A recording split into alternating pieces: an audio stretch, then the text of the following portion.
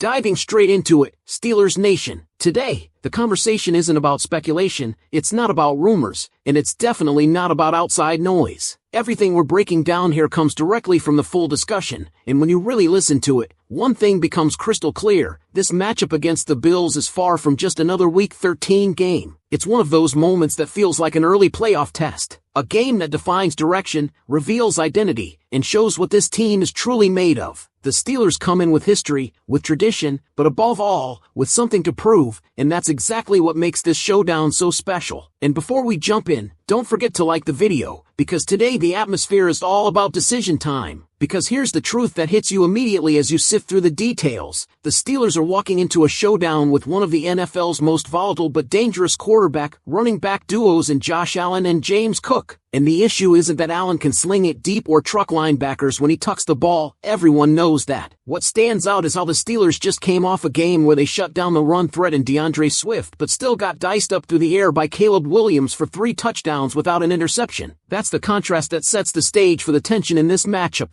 If Pittsburgh couldn't limit a rookie passer who hasn't even hit his NFL developmental ceiling yet, how do they limit a quarterback who thrives on chaos, thrives on contact, and loves making big plays when you think you've got him contained? The problem for Pittsburgh is that the Bills' offense, as Jenna Harder described it, isn't a unit built around multiple receiving threats. There's no Stephon Diggs anymore. There's no true WR1. There's no Chase, no Higgins, no superstar matchup nightmare. It's Josh Allen, it's James Cook, and then it's a revolving cast of receivers who haven't been producing consistently. You'd think that would make the Steelers' job easier. But the complication is Allen doesn't need superstar receivers to punish defenses, because he becomes the superstar himself. When the play breaks down, that's when he becomes the most dangerous. Where things get even more concerning is the Steelers' injury situation in the trenches. The transcript made it clear: Derek Harmon is out, Dan Qualley is suspended 5 games. Suddenly, the Steelers' interior defensive line, already stretched thin, has to face the 1-2 punch of Allen's power runs and Cook's shiftiness. And Cook isn't just fast, he's elusive, slippery, the kind of runner who can make a linebacker take the wrong angle by just leaning his shoulders. That matters because unlike Swift, whose style is more linear, Cook can force missed tackles in space, which puts enormous pressure on forced gap integrity. Overpursue 1 inch against Allen, and he hits you with a 20-yard keeper up the gut. Play too shallow against Cook, and he bounces it outside before you can blink. Then there's the Bills' defense, a unit that is completely banged up right now. And that is one of the biggest opportunities for Pittsburgh. The Bills are giving up rushing yards at a near bottom of the league rate. They're allowing the most rushing touchdowns in the NFL. This could be the ideal Jaylen Warren, Kenneth Gainwell game. The transcript made it clear that the Steelers thrived early against the Bears when they stayed ahead of the chains, 8-9 yards on first down, creating second and short and third and short situations that kept the offense rolling. Repeating that formula isn't optional this week, it's mandatory. Add in the fact that the Bills' pass defense is ranked among the league's lowest in passing yards allowed, and the path to success is straightforward: run the ball, control the clock, hit the intermediate throws when they're open, and don't try to force anything hero ball style. But the defensive blueprint might be even more important. The Texans just showed how to disrupt Allen. You don't have to blitz like crazy. They blitzed only 7 times, but they pressured him on 20 dropbacks. And on those pressured plays, Allen completed 4 passes and threw an interception. More importantly, he's being sacked on 3rd down at the highest rate of his career, more than 15% of the time. Compare that to just over 4% last season and the jump is staggering. This is a quarterback who becomes indecisive when his first read is taken away. He becomes impatient when forced into 3rd and long. And this year, he's making far more risky throws in those moments. So the Steelers' secondary isn't walking into a Jamar Chase situation. They're walking into a matchup where they may have the advantage. Pittsburgh can afford to trust their corners in man coverage more than they could against Chicago. The transcript makes this point decisively: if you force Allen into tight windows, he will give you chances. The issue is the Steelers have already dropped 11 interceptions this season, more than any team in the league. In this game, those opportunities can't be wasted. Every drop pick could be the difference between another painful late-game Josh Allen comeback or a Pittsburgh win that keeps the season alive. And that's where this entire story begins to feel like it's building toward a crossroad. The Steelers' offense has overachieved. The defense has underachieved. The expectations for both units have been flipped, and now the question becomes whether Pittsburgh can finally put together a complete, balanced game at the exact moment the season demands it. That is where I want to stop the first half of this breakdown, because we're about to get into the biggest turning point of this matchup, the moment where everything discussed in the transcript comes together into the game's deciding factors. So tell me, Steelers fans, before we continue, do you think Pittsburgh can actually execute this game plan and slow down the Allen-Cook duo, or is this matchup too steep of a climb? Picking up right from where we left off, because this is the part of the story where everything tightens, where all the pressure points in this matchup converge, and where the Steelers' season truly gets placed under a microscope. No reset, no greeting, just straight into the continuation of the narrative drawn exclusively from the attached transcript. When you zoom in on what Chris Carter and Jenna Harner emphasized, the theme that keeps resurfacing is simple. This Bills game is one of those moments Mike Tomlin always describes as playoff-type football in November and December. And Tomlin wasn't exaggerating when he said this matchup demands the Steelers' highest level of respect. Buffalo isn't coming into this game with some overwhelming record. They're only a single win ahead of Pittsburgh, but the threat they pose, the combination of a quarterback who can dismantle a defense on broken plays and a running back who can slash through unprepared fronts, forces the Steelers into a kind of pressure they haven't handled consistently this season. The defense, once the pride and identity of this team, is sitting around 20th in scoring defense instead of their usual top 10 range. And that's why this matchup feels so different compared to years past. Pittsburgh doesn't have that margin of error anymore. They can't afford to miss tackles on Allen. They can't afford to lose contain. They can't afford miscommunication in the secondary. Every mistake will instantly be magnified, because the Bills' offense doesn't need long, drawn-out drives to punish you. They need one opening, one lapse, and Allen will either fire a deep ball into a tight window or lower his shoulder and take off like a fullback. But here's the thing. Both Jenna and Chris made it clear that this is exactly where the Steelers can push back, and their logic actually gives Pittsburgh a real, tangible path to winning this game. The Bills' receivers aren't on the same level as the trio Pittsburgh just faced against Chicago: DJ Moore, Romeo Doubs, and Luther Burden. Buffalo doesn't have anyone playing at that level right now. They don't have a Diggs. They don't have that automatic double-team guy. And that means the Steelers' corners can play more aggressively. They can trust their technique. They can force Allen to hold the ball. When he does that, the sack numbers spike. That's where the Steelers' defense has to win this game, by making Buffalo uncomfortable and keeping them out of those third and short situations where they thrive. And while all of that pressure sits on the defense's shoulders, the offense has its own identity crisis to sort out. Because while it's easy to underestimate how much the Steelers' offense has improved, the reality is they've been doing something this year that fans were begging for in the past: scoring points. The problem is that now the defense isn't holding up its historical end of the bargain. That means the offense has to do more than just survive. It has to dictate. That's why leaning on the run game isn't optional. When Chris Carter pointed out that the Bills ranked near the bottom of the league in rushing yards allowed, yards per attempt, and rushing touchdowns surrendered, it wasn't a casual note. It was a red arrow pointing directly at the one advantage Pittsburgh must maximize. This must be a Jaylen Warren and Kenneth Gainwell showcase game. It must be physical. It must be controlled. It must be steady. Even when fans start screaming, "Why are we still running the ball?" This is the matchup where running the ball is the aggression. It's how you limit Allen's possessions. It's how you soften a worn-down Bills defense that's dealing with injuries at almost every level. And it's how you place the game in your own hands instead of Allen's. But there's still an unpredictable element hovering over everything: Aaron Rodgers' availability. Tomlin said the team is greatly optimistic he'll play, and if he does, the offense opens up in ways Mason Rudolph in the short passing game simply can't replicate. Not because Rodgers needs to launch 40-yard bombs, but because those crisp 15 to 20-yard intermediate throws, the ones Chris and Jenna pointed out were consistently open on the All-22, start to become consistent threats. When those are hit, linebackers get frozen, safeties get conflicted, and suddenly, running lanes widen. The entire transcript keeps circling back to this singular equation: stay ahead of the chains, control the clock, make Josh Allen uncomfortable, don't drop interceptions, and run the football with conviction. This isn't about needing perfection. It's about needing discipline. And the most fascinating twist from the transcript comes near the end, when Chris Carter reveals he's actually picking the Steelers to win the game, not because they're the obvious pick, but because the path to victory is right there. It's visible, it's tangible, it's absolutely doable if Pittsburgh simply plays clean football. That's where this entire narrative brings us now, to the edge of the conclusion, a moment where Steelers fans are staring at a matchup that could resurrect the season or expose every weakness that's been lingering just beneath the surface. So before we roll into the next video, let me leave you with this final question, because this is where the entire season's tone can shift. Do you believe the Steelers can actually execute this plan well enough to pull off the upset the way Chris Carter believes they can, running the ball, forcing turnovers, and controlling the tempo, or do you think Buffalo's firepower will simply be too overwhelming? Jumping straight back in, because the continuation isn't a new story, it's the second half of the same breakdown, the same atmosphere, the same tension that was built through every detail in the transcript. And this is where the emotional weight of this matchup lands hardest, because the Steelers aren't just fighting an opponent, they're fighting their own inconsistencies, their own missed opportunities, their own dropped interceptions, and their own identity crisis. And when you listen carefully to that entire conversation between Chris Carter and Jenna Harner, you get the sense that both of them recognize something fans have been feeling for weeks. This team is fully capable of winning this game, but fully capable of losing it in the most frustrating way possible. That's the dual reality of the Pittsburgh Steelers right now. 1 week, the offense finds rhythm, the ground game looks explosive, and you see flashes of who they could be. The next week, the defense surrenders chunk plays, fails to pressure the quarterback, or lets a young passer look like a seasoned star. And that's what makes this Bills matchup so uncomfortable, because Buffalo, despite the injuries, despite losing their WR1, despite being inconsistent themselves, still has the kind of quarterback who can expose every single structural flaw a defense has. And make no mistake, Josh Allen will try. Everything in the transcript painted him as a player who thrives exactly where defenses lose discipline. Over-pursue? He cuts back. Sit deep? He scrambles. Blitz too aggressively? He finds the soft spot. Play too conservatively? He'll take 8 yards at a time until he's inside the red zone. The Steelers' defense, already missing key interior players like Derek Harmon and Dan Qualley, has no room for missteps. Without those guys, the interior becomes vulnerable, and against James Cook, vulnerability turns into opportunity. Cook's style isn't power, it's slipperiness, unpredictability, that ability to make the first man miss and turn a 3-yard gain into a 20-yard burst. And that's where Pittsburgh's linebackers and safeties must play the most disciplined game of their season. But what's so interesting is how Jenna and Chris repeatedly highlighted that this is also a favorable matchup for Pittsburgh's corners. This isn't Cincinnati. This isn't a game where you're lining up across from Jamar Chase or T. Higgins. Buffalo's receivers simply aren't in that tier. They're workable matchups, winnable matchups, matchups that allow the Steelers to play tighter, challenge more routes, and force Allen to hold the ball longer than he wants. And here's where the numbers become the story. Allen's third down sack rate is the highest of his career, over 15% this year. Compare that to a little over 4% last season, and the gap is enormous. He holds the ball longer, tries to create, tries to force a play that isn't there. And that's where defenses steal possessions, but only if you capitalize. The transcript hammered home the fact that the Steelers lead the NFL in dropped interceptions, 11 of them. 11 potential game changers. 11 moments that could have flipped outcomes. And that's why this game feels so heavy, because against Josh Allen, you might only get 1 or 2 chances. Miss them, and the entire dynamic shifts instantly. Meanwhile, the offense can't afford to play timid. The Bills' run defense has been bleeding yardage all season, and this must be a Jaylen Warren, Kenneth Gainwell takeover. The kind of game where you force Buffalo's defense to collapse in on itself. The kind of game where staying ahead of the sticks isn't just helpful, it's the entire formula. 8-yard gains on first down like we saw against Chicago are exactly how you slow a game down, control possession, and keep Allen on the sideline looking frustrated. And if Aaron Rodgers plays, as the transcript strongly suggested Tomlin was optimistic about, then the passing game becomes a stressor for Buffalo instead of an afterthought. Not because Rodgers has to throw deep bombs, but because he can hit those intermediate windows the Bills' defense has struggled to close. Those 15 to 20-yard throws, those timing routes, those slight shifts in coverage that keep linebackers guessing and safeties from creeping down. The structure of the transcript made it clear, if Pittsburgh plays disciplined football, if they commit to the run, if they force Josh Allen into mistakes, if they hit the open throws, and if they stop dropping interceptions, this game becomes not only winnable, it becomes the kind of signature win that changes a season. But here's the twist Chris Carter added that made this entire conversation so electric. He picked the Steelers to win. Not because they're the logical pick, not because they're the statistical favorite, but because the path is real. The matchup advantages are there, and the door is wide open if Pittsburgh simply refuses to beat themselves. And when two teams like this meet, two teams with similar flaws, similar volatility, similar inconsistency, the deciding factor becomes the one who makes fewer mistakes, the one who stays truest to their identity, the one who doesn't blink first under pressure. So with that, Steelers fans, I'll close this continuation exactly the way a YouTube closer should end, direct, clear, and with the energy this matchup demands. If you believe the Steelers can execute this exact blueprint, run the ball, control the clock, punish Josh Allen's mistakes, and finally take advantage of their opportunities, hit the like button right now. If you're fired up for this matchup, subscribe so you don't miss the next breakdown. And before you go, one of the videos on your screen right now is already set up with more Steelers analysis. Click it, and I'll meet you there, picking up exactly where we left off. No reset, no greeting, just the continuation of the same intense breakdown you've been following, because this story isn't finished until we walk it all the way through the emotional edge this game carries for Steelers Nation. What makes this matchup so gripping, so uncomfortable, and so electrifying all at once is that it forces every weakness, every inconsistency, and every unanswered question about this Steelers team into the spotlight. There's no hiding behind next week anymore. There's no cushion in the standings. There's no opponent sleepwalking into Acrisure. This is Buffalo, a team as unpredictable as Pittsburgh, a team that has underachieved in some moments but still flashes the kind of top-tier dominance that reminds everyone they were supposed to be one of the AFC's true powerhouses. And that's what makes this game feel like a mirror, because the Steelers, too, were expected to be something more than what they've shown defensively. They were expected to be that top 10 scoring defense they've been the last 3 years under Terrell Austin, but instead, they're sitting right around 20th. They were expected to have a fierce, attacking unit that set the tempo. Instead, they've often found themselves reacting, absorbing blows rather than delivering them. Yet despite that, you can't escape the reality that the Steelers have the tools to win this exact matchup. They just haven't put all the pieces together on the same afternoon. Everything discussed in the transcript shows how close this team is to breaking through, because the blueprint is in their hands. Stop James Cook's slipperiness. Keep Josh Allen from extending plays with his legs. Force him into those dangerous, panicked third down situations. Capitalize on turnover opportunities instead of watching them bounce off fingertips. Lean heavily on Jaylen Warren and Kenneth Gainwell to attack a Bills defense that bleeds rushing yards. Hit the intermediate throws that Rodgers can deliver if he's active. Every one of those points came straight out of the detailed conversation between Chris Carter and Jenna Harner. And it all leads to one unavoidable truth. This game isn't about who has the better roster. It's about who plays disciplined football, who keeps control of the line of scrimmage, who avoids giving away possessions. In every one of those categories, Pittsburgh has shown they can do it, just not consistently. But matchups like this one, sometimes this is exactly where a season snaps into focus. Think about it. The Steelers already showed early against Chicago how potent their offense can be when they stay ahead of the sticks, ripping off 8-yard runs on first down like it was nothing. Imagine that happening again, this time against the Bills.